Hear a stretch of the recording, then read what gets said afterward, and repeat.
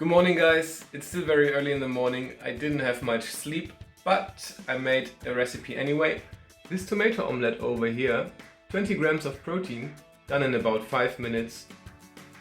And here's how you make it.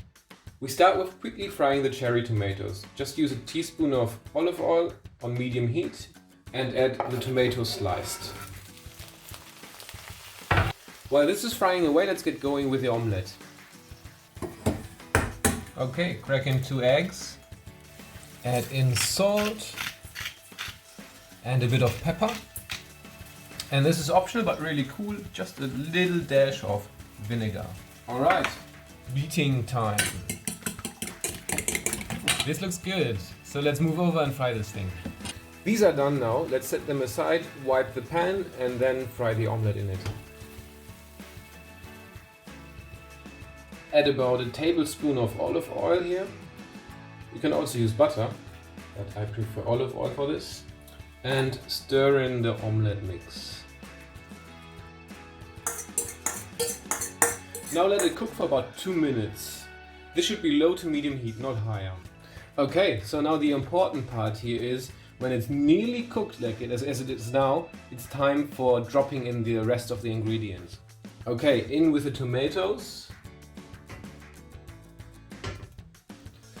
Next in the basil, this is about 6 leaves.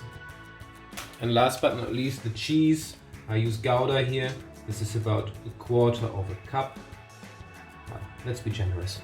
You can let this cook for another 30 seconds or so, but actually this one's ready. When we fold the omelette, then the cheese is going to melt anyway and it's going to be gooey, cheesy and very tasty. Okay, let's try to get this beautifully done. Alright. And yes. Alright, and that's the tomato omelette. Let's plate it. Here we go. Okay, and that's it. 20 grams of protein easily. Takes about 5 minutes. You can add some more salt, pepper, some basil if you like to. And yeah, done. A quick note on the omelette before it gets too cold.